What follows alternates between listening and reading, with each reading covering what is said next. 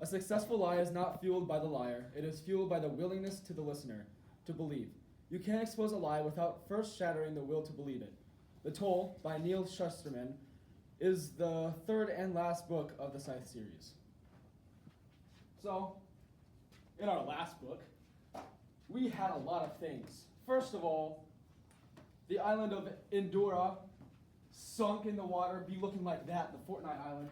So you got Endura. Oh, what? That's not how you write E. You have the E of Endura, and it's below the water. And Rowan and Citra are the main characters. They're like the main scythes or whatever. So they, because they didn't want to drown and get eaten by sharks, they got in this little safe thing, people. And they sleep for like a long time. This is like 3 years. So that happens. And then you got the Godard person. He's the main evil guy. I'll make him little horns for like a demon. And in the last book, he was like getting really old and he was going to die because of like the Scythes were going to kill him. So he brought this brilliant idea to take a teenager's body and stick his head on it. And then he is now powerful again because he's got the teenage body. And that makes sense, I guess. So, and then you got that, and then you got another guy named, what was his name? Jericho, that's right, Jericho.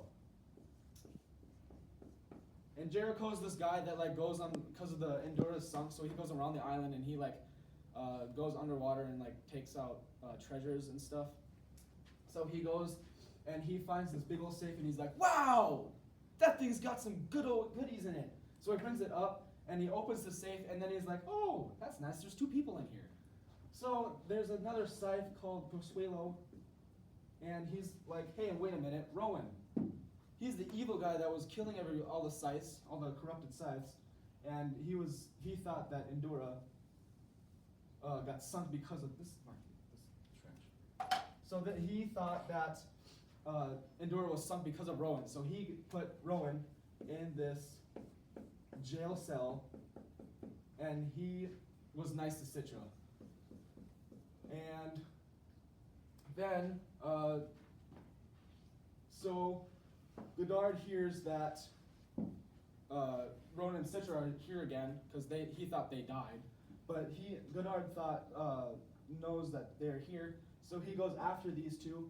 But Posuelo, he's like, wait a minute, I don't want Citra and Rowan or Citra to die. So he brings her to Afric, which is like Africa, but it's not Afric. And they stay for a long time, and it gets really weird. And they get really close. And you know what that happens, so that's a little hard. So when he finds that Godard is in jail, he takes him to this big old place for like this mass shooting, and they're gonna like kill Rowan. So like a public execution with other people, because Godard is a really corrupted guy. So that happens, but then there's another side story because there's 600 pages in this book, and Neil thought, hey, why not add side characters to this? So you got the Thunderhead, and when Endura sunk, the Thunderhead fell silent because he marked everybody unsavory, which is like, hey, you're worthless, so I'm not going to talk to you. So that's the Thunderhead. He's like this big computer guy. So except for Grayson, and he is the teacher's pet.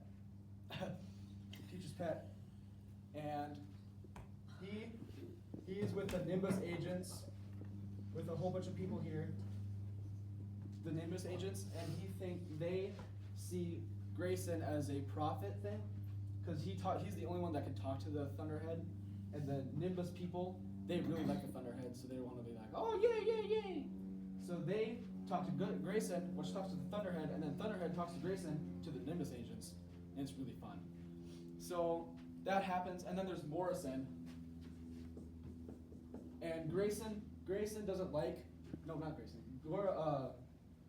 Godard doesn't like Grayson, so he sends this Morrison guy to try to hunt down Grayson and kill him. So he agrees to kill Morrison. So he takes his little spatula and a little chef's hat to disguise himself, and he walks down to Grayson, but the Thunderhead warns Grayson of trying for Morrison to kill Grayson. So he's like, okay, how about we make a deal? Why don't you go hunt someone else? So they be friends, and then he tries to hunt this other scythe, and it's just a whole mess, and it's weird. And then you've got Scythe Faraday, which was like Citra's and Rowan's mentor thing, and he's with another guy, and they go to the land of Nod, and they just hang out around there for 2 years, and then they come back, and they team up with Rowan and Citra, because they team up with Citra to try to these guys come back after 2 years from the land of Nod. They go to Citra and they try to free Rowan from the shootings because they don't want Rowan dead. And yeah. Oh, and then you've got Scythe Rand, and he goes to the Thunderhead's databases, which is like this really small computer, and he finds information on Godard, and he's like, wait a minute, this guy's really bad. So I'm going to broadcast this to everybody to make known that this man's evil. So then everybody just starts rioting on the land that's left, and it's really bad. So yeah, I really like this book. There's a lot of information, and it was really hard to keep it straight because it's 600 pages, and there's a lot of characters. Like, ew. But there was a lot of dialogue.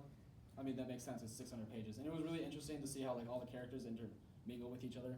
Because you got the people from the people that went to Nod, and the people that sunk from here, and they somehow made it together, and then they did something. I don't want to spoil the book, but yeah. So how does Godard get stopped in all of this mumble jumble?